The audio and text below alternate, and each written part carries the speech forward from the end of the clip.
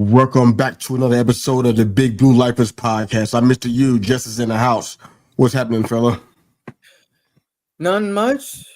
We've officially hit this post-draft state where seemingly the most interesting thing going on in the NFL is people having issue with Abdul Carter trying to find a jersey number. So, to me, it's a complete non-topic.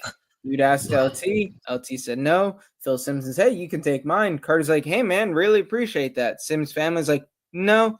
And now here we are. Carter's going to get a number.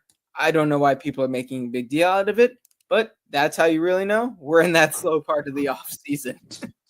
Truer words have never been spoken. That's exactly where we are. We're in the slow season. It's going to be fun for us to navigate. This will be my first time doing this for one specific area, which is the Giants. Before I was doing it for an entire conference or entire league like the NFL. So now it's even more magnified. So now I have to find ways for us to get through, Giants talk or Giants podcast with very little Giants news. So this is going to be fun and entertaining. And for all you guys that are listening and watching with us, of course, please chime in with your questions and comments. Let us know what you think about the Giants in general or any other ideas and thoughts you might have. So go ahead and we'll jump into some of the things we have been hearing lately in this slow season. We've heard Abdul Carter in the Jerseys situation, which is, again, I'm with you. It's a non-starter for me. I'm like, I don't care about that kind of stuff. Does this number help you play better? Because if it does do that, then you know what? This is the combo worth having. But if it doesn't help you achieve anything on the field in that regard, your legacy is going to be made by your play, by consistency over time, and by you winning.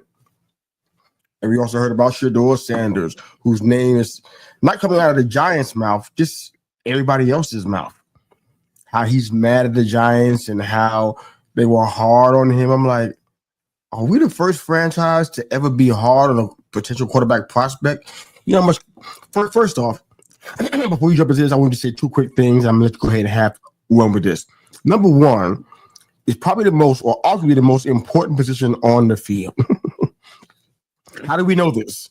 The past 3 years are your litmus tests. When we didn't have a solid, efficient, and effective option at quarterback, look at how our team looked. Look at the win-loss differential. Look at the margin of victory. Look at all of those things. You can see it ties right back to the most important position on the field. And on top of that, it's really true because look how much they get paid. Look at the market for a quarterback when they're on their second contract, especially when they're successful. Look at how much money they're bringing in. Millions upon millions. So if a franchise, and the Giants are not the first one, I'm positive other teams do it well as well. It's just us taking the heat for it right now. But if we're not hard on a quarterback prospect, who should we be hard on? We should be hard on them more than anybody else because they're the captain of the quarterback, right? Mm-hmm. I mean, I was listening to the show Shannon Sharp does with Ocho Cinco, Chad Johnson, and Johnson made a comment that I do think is true to a certain degree, and where he was saying, you can have these guys who can, great in the film room, great at, dissecting, like the whole thing that Shedeur was mad about with the whole, the Giants gave him these plays and stuff, and he didn't catch what was wrong with them or something like that. He didn't catch something that they intentionally gave him that was wrong. And he got pissed off about that. And Johnson was saying that, at the end of the day, what you need is just a guy who goes out there and balls, a guy who can just go out there, make plays. What does he do on Saturday or Sunday rather than, how good is he at finding these little errors? And I think he's right in the general sense, but then what's the point? You know what I mean? What's the point of evaluating these guys? Like, yeah, you're going to have someone who can just go out there and play superhero and maybe he'll do all right. But the best quarterbacks, Peyton, Brady, Breeze, Marino, Elway, they weren't just gunslingers who could go out and make a play. They won the game at the line of scrimmage. Like, they won the game. They won a play. They won a snap before the snap happened. They were making adjustments. They were able to identify hot routes and, okay, this is the coverage we're seeing. Switch this up, switch that up, all this sort of stuff. And like the Wonderlic test exists for a reason. It's not the end all be all. Like what I hate that the way people are talking about it is like the Giants were only, evaluating Shedeur and Shedeur alone by this specific test. No other team gave Shedeur any tests. It was just the Giants, and they're the only team that's screwed up. It's something, it's frustrating.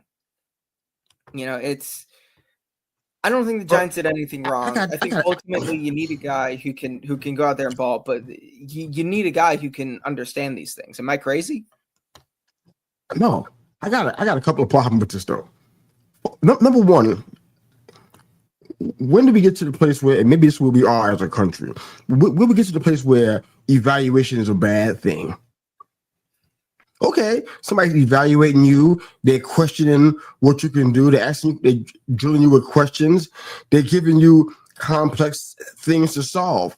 I mean, that happens on the football field all the time. And like you already named, and I love the people that you name because those are fantastic examples. Matter of fact, one of those guys, I want to talk to you and everybody about him in a little bit. But these guys were thinkers.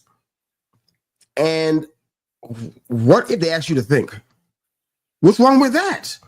We got to the place, and this is something that I've seen it so many times, and I want to keep bringing my grandson into this, but when he was preparing to start playing football in school, you know whose YouTube video he was watching all the time? You know whose YouTube channel he was on all the time?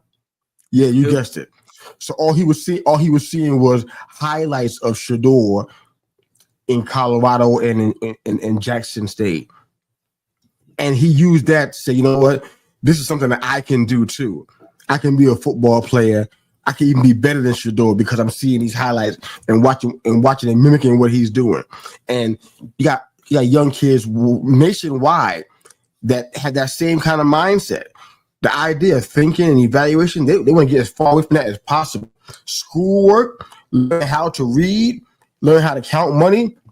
They don't want any parts of that kind of stuff. They want to find out how they can get the fastest way to get to the big bucks. And for a lot of kids, it's football. So I'm not saying Shedeur's not a smart person because I don't know him like that.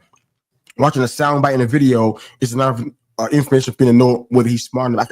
He has to be smart to do what he did in Colorado. Okay, so I give him credit for that. But if a team wants to evaluate you at the most important position on the field, then by God, let them evaluate you then. What's the problem? I think the problem was his response. That's what the issue was, how you responded to it. If you say, you know what, I don't know, this is what I think, but I'm not sure.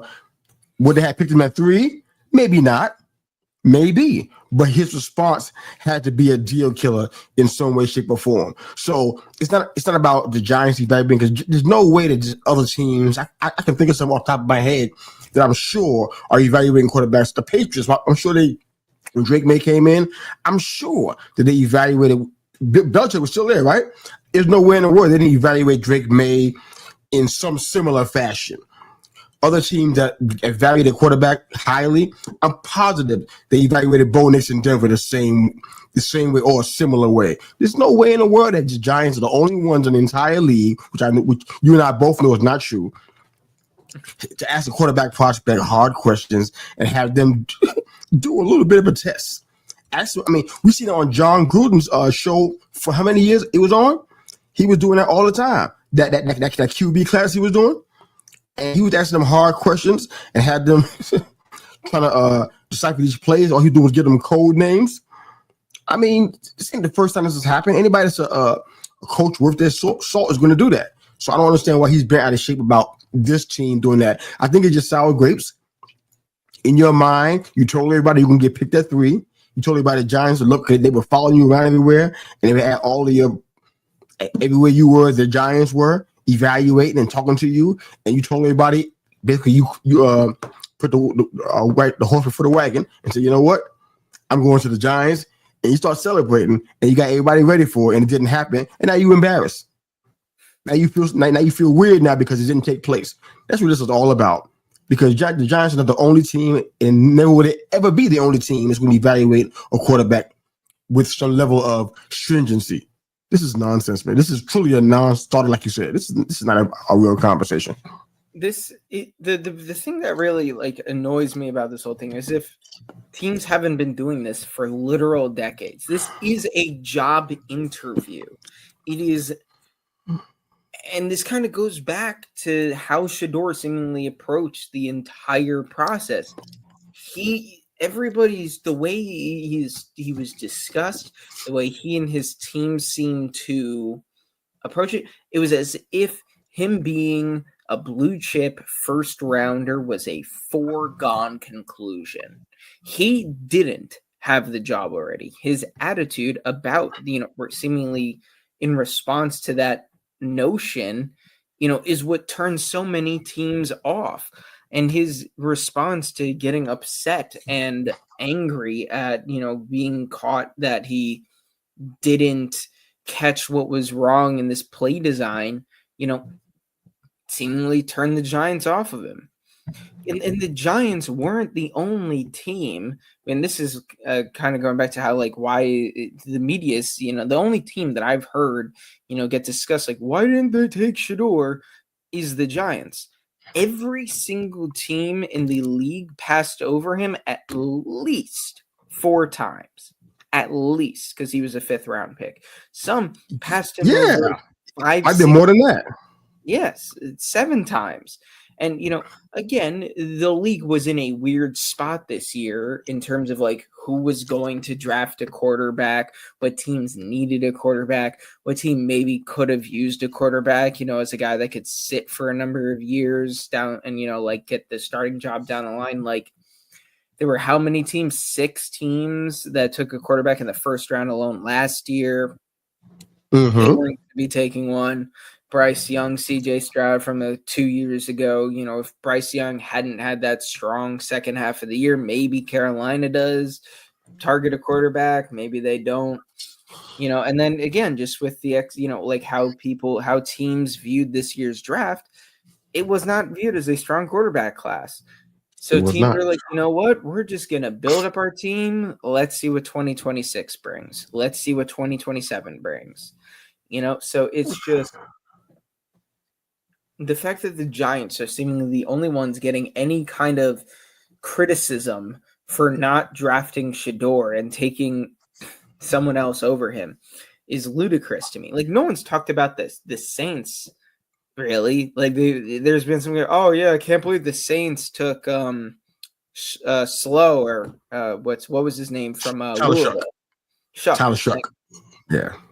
Shuck out of Louisville, I believe it was, and they took him in the 2nd. I know why they took him, but I don't know why they took him in the 2nd. But I know why they took him, though. That makes perfect sense to me. I mean, I understand taking a quarterback. I don't think he should have gone that high, but between the age, the injuries, and somehow still, despite being 26 years old, limited experience in college as a starter. But again, that's another conversation for another. That's probably why they took him so high, because he's older. I think they just wanted a guy that could just take him. They just wanted a guy that could fill in for Carr if he's struggling, injured, whatever. And they viewed him as yep, we can just do that. I think that was a mistake, but that's just me. Well, Saints make a lot of mistakes because we'll find out what's what after a while. But tell me what you think about the comment that Tom Brady made about Shedeur. And after that, let's get off of Shedeur. After you answer this, let's get off of Shedeur. What do you think about his comments? What'd Brady say about him? I didn't hear about Well, this. basically, he was saying that he needs to, stop worrying about his Rolls Royces and whatnot, and get into the film room and stay in there and learn. I'm like, nobody's slamming him, and honestly, I'm not sure nobody's slamming the Giants for what they did. I just feel like people are just I've using. seen people not slamming, but the I'm not saying Giants that. are like the only. I'm I've just seen a seeing the lot same of. story over and over again. That's what I'm seeing. I'm Different guys doing the seeing. same. I'm seeing people. Maybe slam isn't the right word, but when they're like, why did teams? That's the only one they seemingly like kind of go after as like an individual rather than the league. Only one I've seen is the Giants. They're like, Because you because, can't because be that's what their mock draft said. That's why. Oh, my mock draft says Giants are Shedeur much going to bigger 3, so name. you're messing up my mock draft, dude. The real draft already happened. Your mock draft doesn't matter now. But basically what Brady was saying was that Shedeur should need to stay, stop worrying about his Rolls Royces and his fancy cars and get into the film room and start doing some work. I'm not hearing nobody slamming the GOAT for those comments. We should be talking about that. What did he see to make him even say that much about this person? But I'll love to hear your thoughts, though. If you got to look it up, go ahead and look it up, man. No worries. We got time for it. But Like with. But so I forget exactly what his relationship is with Brady, but they have a relationship. Shedeur, Dion, Brady, they're not like super tight, but they are more than familiar with each other, if I'm remembering correctly. So the fact that Brady would say that says a lot. But it doesn't surprise me because Brady's talked about this at like conferences, and he's been on some TV shows and podcasts, radio shows.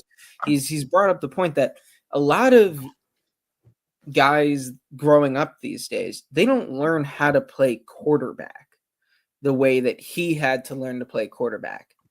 What a lot of these, particularly like high school and pee-wee football leagues and teams do is they take who's the best athlete and we're just going to put him at quarterback. He can throw the ball, and if he needs to, he can just run around.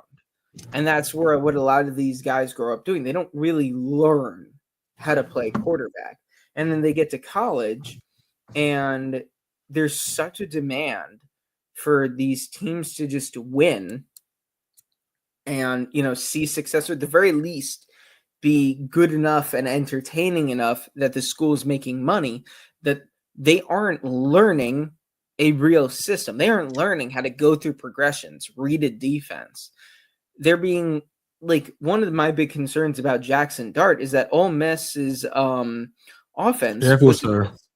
it Careful, was sir. My voice is not at full strength, so be careful with the next word you're about to say about Mr. Dart. well, no, the offense was designed in a way that Jackson Dart wasn't doing like these complex reads, going through progressions the way that maybe he should have.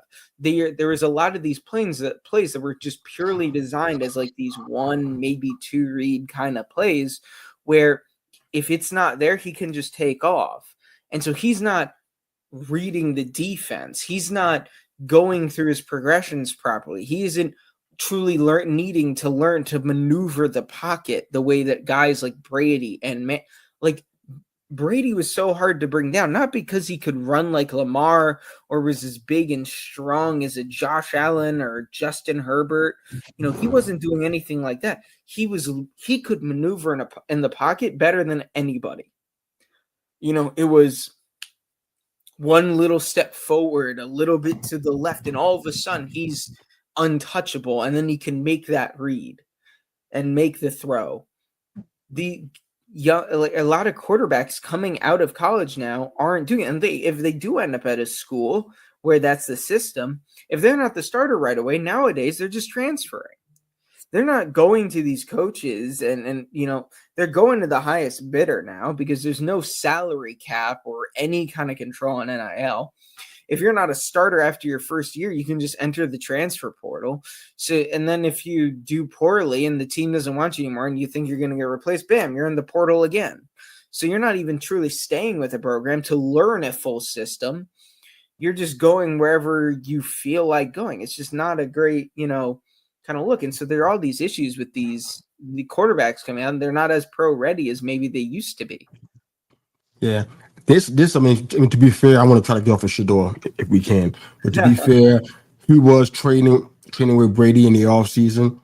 So I'm sure he got some things. And of course, Brady's not, he made that comment, but he said some other things that were encouraging for him after the draft slide happened. So there's two sides to every story, of course, and there's two sides to every coin. I want to get into Jalin Hyatt right quick. I want to talk about Giants ownership and then maybe if we had time for it, maybe some UDFA stuff if you have any thoughts there. But I want to get into Jalin Hyatt real quick. Buy or sell on Jalin Hyatt? And I'm asking this because if you go on your Giants Twitter, you're going to see all the combination you can think of who's going to be out there for him. Because we didn't go into the draft and grab a top flight somewhat loosely, a top flight wide receiver because we would have picked him at. We didn't do that. And just something that may signal, you know what? We're giving Jalin Hyatt a shot. At the same time, we brought in Zach Pascal from the Colts. I think he was with the Cardinals too, I think. Brought him in 30 years old, so he's not super old yet. But he's been relegated to special teams. But the pick that came in that I thought about was little Jordan Humphrey. That's the one that was interesting to me. He bounced around to different places. I think he was with Houston and with Denver, I think it was. But he has some injury issues too. And he's still only 26 years old. To me, that's the one that I think if the Giants are trying to push Hyatt, that's the guy to try to push him with. I mean, he got Hyatt, he's 6'4". He has playmaking ability. I've seen that in Houston. So I know he can do it. I didn't see much of him at all in Denver, but I did see him in Houston. And right now, if he overachieves and he's fully healthy, Jalin Hyatt has a position to potentially lose his spot. So I'm just wondering if you buying or selling Jalin Hyatt this year with the current crop of receivers around him right now. What do you think?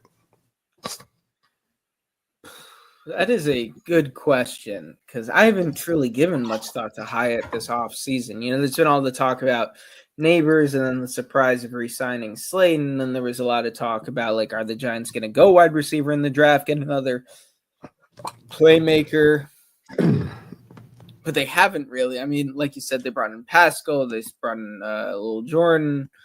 The current depth chart projection has Hyatt being the wide receiver behind Slayton, you know, kind of in that 2 slot, you know, that 2 role. You know, obviously Wandale's in the slot. Neighbors is the true 1. I think just by having Wilson or Dart or Jameis as the quarterback is just going to be better for a guy like Hyatt. Hyatt hasn't developed as a wide receiver the way I think a lot of Giants fans were hoping for. He fell to the 3rd. That surprised a lot of people. It surprised me back there in 2023. And, you know, he's just not developed as a route runner, but he is still a decent go deep, go get it guy. And if that's your 4th wide receiver, I think you can live with that, you know? Like, it's not like you need a wide receiving core of Justin Jefferson, Jamar Chase, Malik Neighbors, CeeDee Lamb, or AJ. It would be great to have, but this isn't Madden. This isn't a fantasy football team. Why not? I don't think there's enough picks in the world to trade for all of that. I don't think I don't either. But I agree. Yeah. But you know what? I think Hyatt will do better, but I don't see him getting some big role in the offense this year.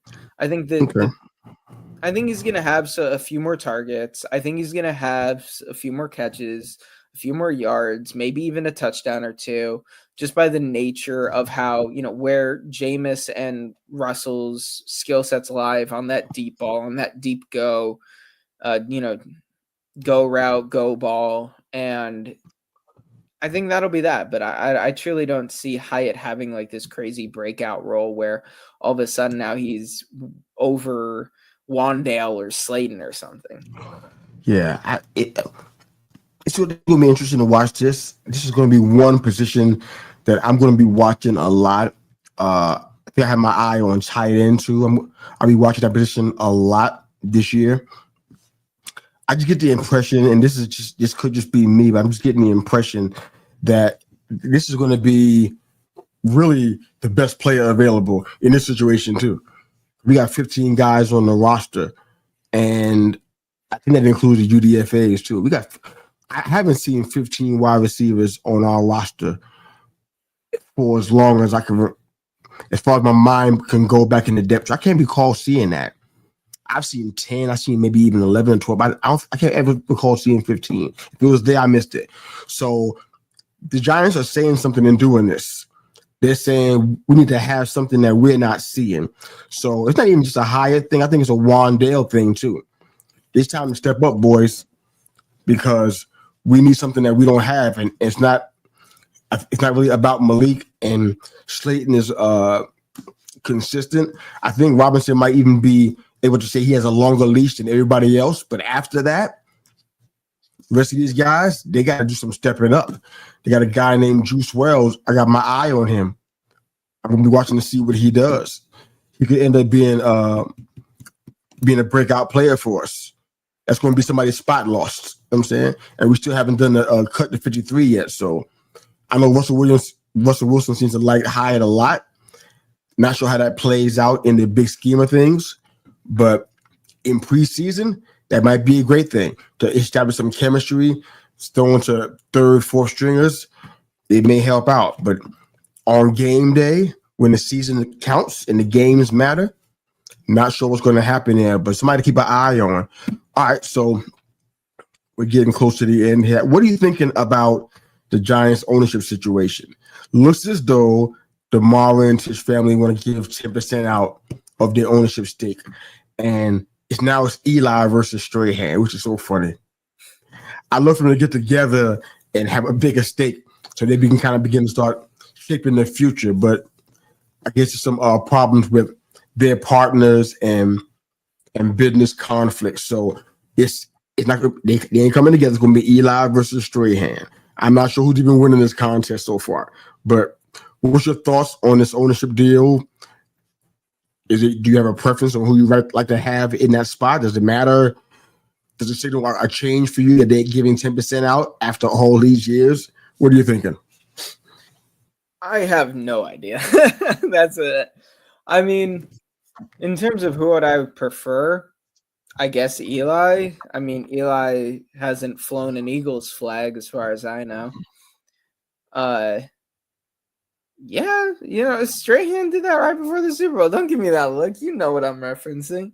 That was. I don't care. Why are you doing that? Because there's no. Why are you doing it to yourself? Because I have nothing else to truly base this on. I don't have a preference. I truly don't know what the Eagles flag. There was no point to the Eagles flag comment. Why are you doing that to yourself, man? No. Leave the Eagles champions out of this. There is a point to it. It's that in terms of like ownership, I don't think it's really going to change anything.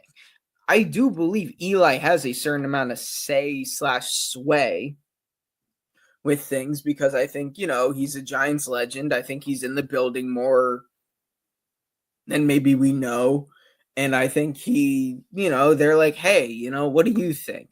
I don't think his opinion truly holds like a tremendous amount of weight or anything, in terms of like draft decision. But at the end of the day, I think, if Eli were to vocalize something to the fans are going to take that seriously. But at the end of the day, it's whoever's, partner group, because neither Strahan nor Eli can afford the 10% stake by themselves. So they're putting together their possible ownership group teams. Strahan teamed up with someone recently that made some headlines, and that guy was like a billionaire or something. Yes. I think it's whoever comes in with, like the higher offer is going to get it. Now, in terms of who would I prefer, I would prefer Eli because Eli hasn't flown an Eagles flag. Had Strahan not done that, I would have truly no opinion whatsoever. But guess what, Strahan? You did, and it cost you my opinion for how little that means to him. Yeah. guy doesn't know I exist, but I hold strong opinions about this because he flew an Eagles flag in support of a former Giant in the Super Bowl this past year. And guess what? He shouldn't have done that. Empire State Building doesn't light itself up green when the Eagles win a Super Bowl, but it does. And now people are all mad at its Twitter account when it was like, "Hey, have you wished us happy birthday?" And then a bunch of New Yorkers were like trash talking it in the Twitter response feed. So guess what? These things have consequences. They mean nothing in the grand scheme of things, except that a bunch of people online are going to be angry at you. And guess what, Strahan? I haven't forgiven you. Wow. Okay. Well, there's no way I want to end this show with the image of the Eagles and a flag. That's a problem for me. So we got to find some way to pivot off of that and end on a different note. I don't care what the note is. It just can't be the Eagles flag flying. All right. I do have a question for you. I didn't add this to our little topic sheet. But I saw some discourse surrounding Devin Singletary the other day. You know, a lot of people with the drafting of Cam Scatterbo and of the running backs we currently have on roster, Tyrone Tracy, Singletary, Scatterbo, Gray, and Turbo Miller. Singletary is the one that if we were to cut, I don't know if there's like a certain, like it has to be post June 13th or something like that. But he would free up the most potential cap space if we want to make moves in the season. Now, I think a lot of Giants fans were harder on Singletary than was really justified last year. He had the fumbles and they were bad. But at the end of the day, he was still a much more productive, much better running back than Eric Gray was, than Miller was. But it would make sense if we were, really just going all in on Tracy and Scatterbo. I think could you trade him for a 6th round pick?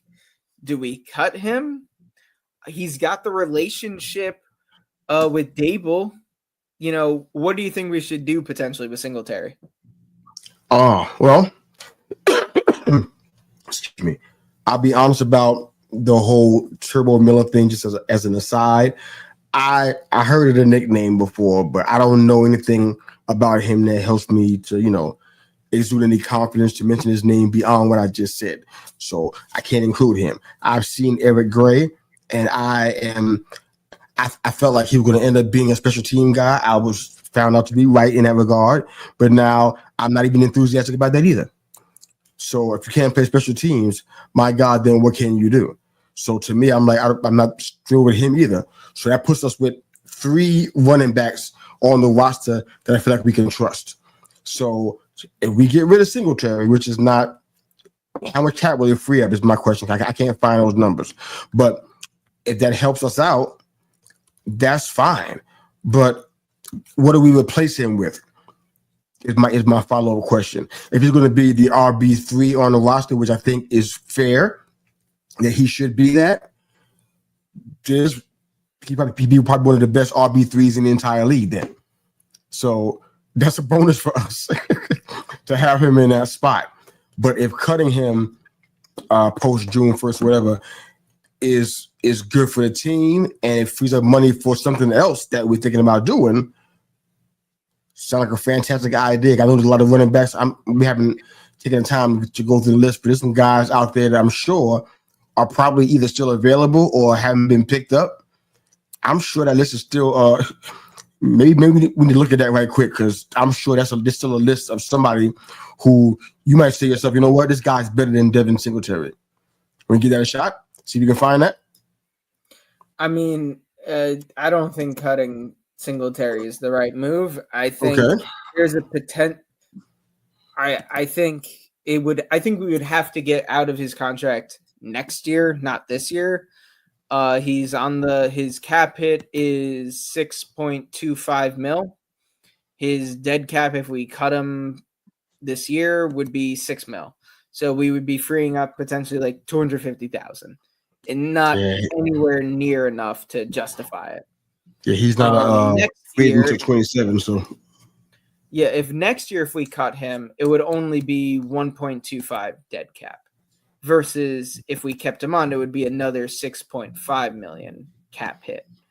So getting out of it after this season would make sense. But for this year, I think you go Tracy, Scatabo, Singletary. I think that should be your trio. I think Tracy's clearly the starter. Whoever you want to be that number 2 seems like it will be Scatabo based on, what everybody's saying, the hype and excitement around him, but we have to get through the camps first.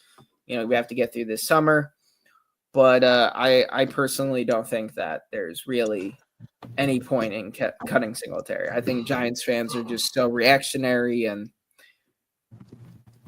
desperate for anything, That's fair, and Giants fans earn that reputation. I'm going to just say these few names, and then I'm going to go ahead and get us out of here. We ain't going to even spend no time talking about it, I guess. We just go ahead. I'm going to just say these names. Just something to think about, man, because I think that we could be missing an opportunity here. From what I've seen, and this is maybe not an updated list, but this is what I have so far of guys that are running back free agents out there right now. All right. Jamal Williams is still out there.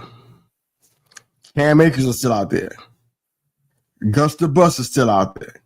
Nick Chubb, who's super young still, if he's fully healthy, he could be the steal of a lifetime. J.K. Dobbins, I mean, he did very well with the Chargers, but, injuries were a killer out there. That's just 5 names. And I don't know, you'd be hard person to say, you know what? Singletary is better than all 5 of these guys. I am not sure about that, man. Those guys represent upgrades to me. And when you got a position like running back where guys get hurt all the time or so easily because of how much they play and their running style, etc., those might be upgrades. But just something to think about. We got a lot more days to talk about football when there ain't no football going on. So we got plenty of time, but this has been fun, brother. Mm-hmm. We gotta find some things about the Giants to talk about.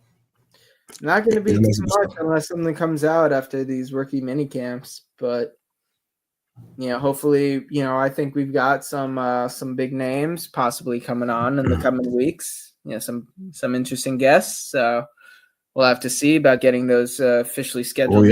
But conversations being had, and can't wait for that. Absolutely, man. But it's been great, man. If you guys are following us, please continue to follow us on YouTube, Twitter, wherever you can find our work. But thanks for listening to Big Blue Lifers podcast. We are having fun with this. Hope you are too. Have a good one.